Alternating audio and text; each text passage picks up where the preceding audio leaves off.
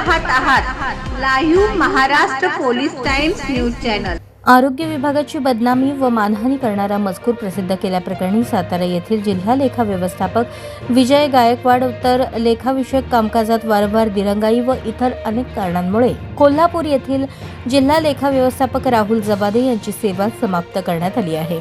त्यामुळे राज्यभरातील राष्ट्रीय आरोग्य विभागातील कंत्राटी कर्मचाऱ्यांच्या मनमानी कारभाराला चाप बसणार आहे। राष्ट्रीय आरोग्य अभियान मुंबई येथील सहसंचालक राजेंद्र भालेराव यांनी 17 फेब्रुवारी 2026 रोजी विजय गायकवाड यांना सेवा समाप्त केल्याचा लेखी आदेश जारी केला आहे। त्या आदेशात म्हटले आहे की राष्ट्रीय आरोग्य अभियानांतर्गत जिल्हा परिषद सातारा व जिल्हा लेखा व्यवस्थापक या पदावर विजय गायकवाड हे कार्यरत असताना त्यांनी 16 ऑक्टोबर 2025 रोजी संघटनेच्या आणि राज्यस्तरावरील व्हॉट्सअप ग्रुपवर आरोग्य विभागाची बदनामी आणि मानहानी करणारा मजकूर प्रसिद्ध केला। सदर प्रसारित केलेला मजकूर हा धमकी व दबाव टाकण्याच्या स्वरूपाचा होता। तसेच राष्ट्रीय आरोग्य अभियानातील कार्यरत कर्मचारी यांच्या मानधनाबाबत SNS स्पर्श प्रणालीबाबत गैरसमज पसरवला आहे। या सर्वांमध्ये दोषी आढळून आल्याने विजय गायकवाड यांना लेखा व्यवस्थापक पदावर कार्यमुक्त केले आहे। तसेच राहुल जबादे यांनी देखील लेखा जिल्हा व्यवस्थापक या पदाच्या लेखाविषयक आणि कामकाजात वारंवार दिरंगाई करणे, कामकाजात गैरसोय व अडचण निर्माण करणे, परिणामी राष्ट्रीय आरोग्य अभियान अंमलबजावणीवर त्याचा परिणाम होत आहे। या अनुषंगाने जबादे यांचे कामकाज असमाधानकारक असल्याचे दिसून आले।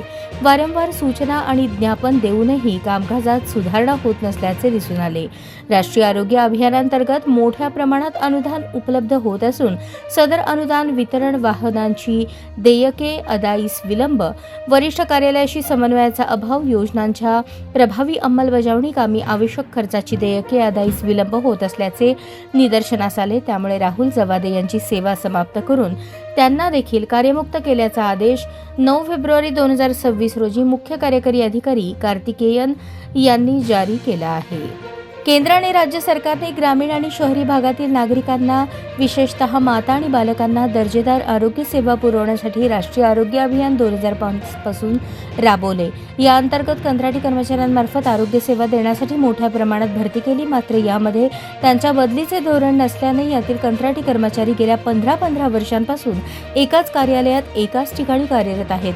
परिणामी त्यांचा मुजोरपणा वाढत गेला। त्यामुळे थेट सप्लायरची टक्केवारी घेऊन ऑर्डर देणे, बिले काढणे इथपर्यंत मजल गेली। पुढे स्वतःच्या कंपन्या स्थापन करून टेंडर घेणे, सप्लायर बरोबर पार्टनरशिपमध्ये कंपन्या चालवणे, त्यामध्ये हिस्सेदारी घेणे आदी प्रकार राज्यात सर्वत्र सुरू होते। संघटनेच्या नावाखाली पुढारपण सुरू ठेवले। पुढे राष्ट्रीय आरोग्य अभियानातील कंत्राटी कर्मचाऱ्यांचे समायोजन करण्याच्या नावाखाली त्या आरोग्य मंत्र्यांच्या नावे कोट्यवधी रुपये स्वतः लाटले। मात्र समायोजनाचा प्रश्न अद्यापही प्रलंबित आहे।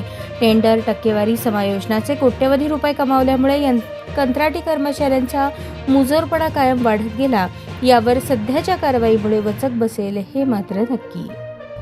सोलापूर जिल्हा लेखा व्यवस्थापक वैशाली थोरात या सुद्धा अनेक अधिकारी उपकर्मचाऱ्यांचे वेतन व इतर भत्ते अडवण्याचे काम करतात।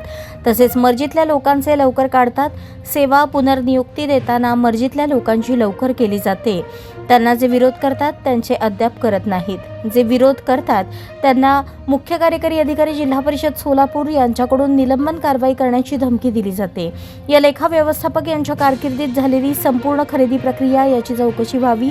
त्यांचे वसूलदार कोण आहेत, ते काय काम करतात याची चौकशी व्हावी।